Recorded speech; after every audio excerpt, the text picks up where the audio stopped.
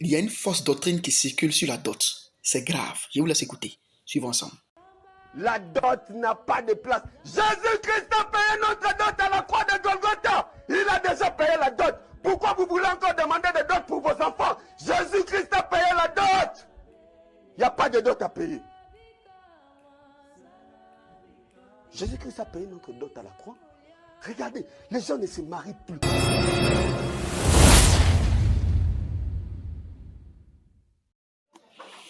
Vous avez entendu, non? Le Messie dit on ne doit plus payer la dot. Parce que Jésus-Christ a déjà payé la dot à la croix.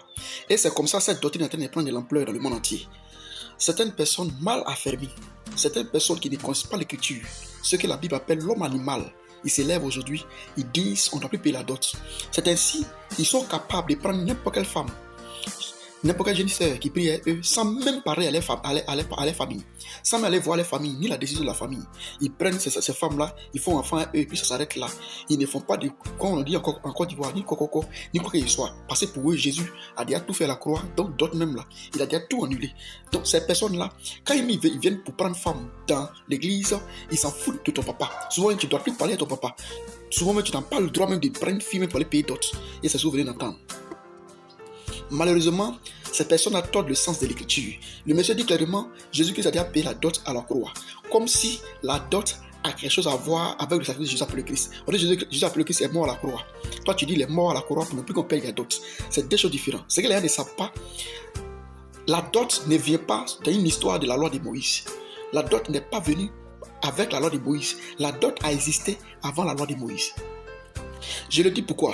Parce que plusieurs personnes sont venues pour dire non, que c'est Moïse, la loi de Moïse est passée. Jésus après le Christ est venu mettre fin à la loi de Moïse. Donc, tout ce que la loi de Moïse est venu avec ça, on ne doit plus jamais respecter ça. C'est ce que plusieurs personnes disent. Sans que même ils ne sachent qu'il y a certaines choses que Moïse n'est pas venu avec. Ce n'est pas venu sur la loi de Moïse. Comme par exemple la dîme. Certaines personnes disent que c'est depuis que Jésus-Christ est venu, on doit plus payer la dîme parce que la dîme est l'œuvre de la loi. Mais malheureusement, la dîme n'est pas l'œuvre de la loi. La dîme est venue avant même la loi. Mais ce n'est pas ce qui nous intéresse ici, nous parlons de la dot. Dans Genèse chapitre 24, comme la dot vient avant même Moïse. C'est pour ça qu'ils disent non, que c'est pas Moïse, la loi de Moïse. Mais le sacrifice de Jésus après le Christ, même fait à la dot. Et parce que la dot est venue sur le fait de Moïse, ils ont menti. Parce que la dot est venue avant Moïse. Genèse chapitre 24, après le verset 10. L'intendant de la maison d'Abraham devait aller prendre femme pour son fils. Il lui a donné des biens pour aller prendre femme pour son fils. Au verset 38, il est dit que quand il a trouvé la jeune femme, il a donné. Il s'est présenté et puis il a donné les biens à sa famille. Au verset 50 et verset 53, il a donné des biens. Il a fait les fiançailles, il a pris à donner les biens et puis il est parti à la femme. Quand Moïse est venu, Moïse est lui-même venu trouver la dot sur la terre. C'est ainsi Moïse lui-même a respecté la dot. Dans le livre d'Exode chapitre 22, verset 16 à 17. Moïse a parlé de dot aussi parce qu'il est venu trouver la dot sur la terre. Vous voyez, dans le Nouveau Testament, ce qui étonne les gens, ce qui m'étonne, c'est que certaines personnes prennent une petite portion de l'écriture et puis ils tournent le sens. Quel verset de la Bible qui dit que Jésus après le Christ est venu, il a son sacrifice, on n'a plus payé la dot? Dans Jean chapitre 2, lui-même il a assisté aux noces de Cana. Aux noces, il a assisté au mariage de quelqu'un. Là-bas, il a multiplié, il a transformé l'eau en vin. Les gens ont bu. Alors, si c'était quelque chose de mauvais, il pouvait dire désormais, après ma mort, ça ne doit plus être fait. Normalement aussi, on doit savoir dans l'écriture que les apôtres même après eux-mêmes, les arrivés après Jésus après le Christ, ils ne doivent plus même parler de mariage. Ils peuvent dire, prenons les sœurs, faisons ce qu'on peut faire avec elles. Mais Paul parle dans 1 Corinthiens 7, cette histoire de mariage. Il parle de fiançailles, il parle de mariage là-bas. Dans le Timothée aussi, il dit qu'on ne doit pas empêcher les jeunes aussi de se marier. Donc cette histoire de mariage, ce n'est pas une histoire de loi de Jésus après le Christ. C'est venu depuis même avant la mort de Jésus après le Christ. Mais le problème ici, c'est que le monsieur dit on ne doit plus payer la dot parce que Jésus après le Christ a déjà payé la dot. D'où on doit prendre femme comme on veut. On n'a pas besoin de considérer les parents, on prend comme on veut. C'est le problème.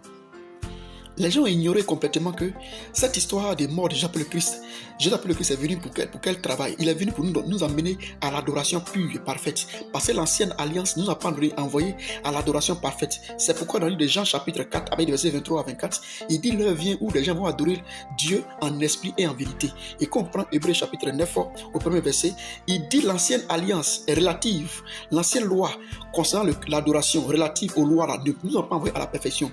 Et tout le livre de de Hébreux chapitre 9 nous parle de combien de fois Jésus appelé le Christ est venu pour mourir pour notre péché. Nous là, il nous a rachetés par son sang.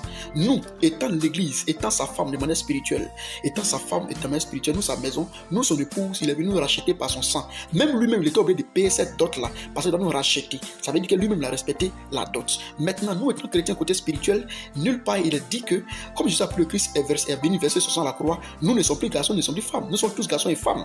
Et maintenant, la vie maritale n'a rien à voir avec son sang versé. Il est venu mourir pourquoi?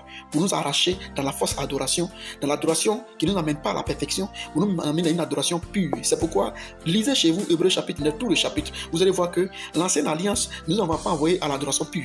Lui maintenant il est venu mourir à la croix pour qu'on puisse être parfait dans l'adoration nouvelle. Ça n'a rien à voir avec cette histoire d'interdit, comme on l'appelle la dîme ou bien la dot et autres. C'est une fausse adoration. Faites très attention. Ces groupes-là ont commencé à prendre de l'ampleur partout de gauche à droite pour pouvoir se transformer, prendre l'esprit de nos enfants. Il est préférable que vous ayez les règles dans les Écritures et on est là toujours pour vous prévenir.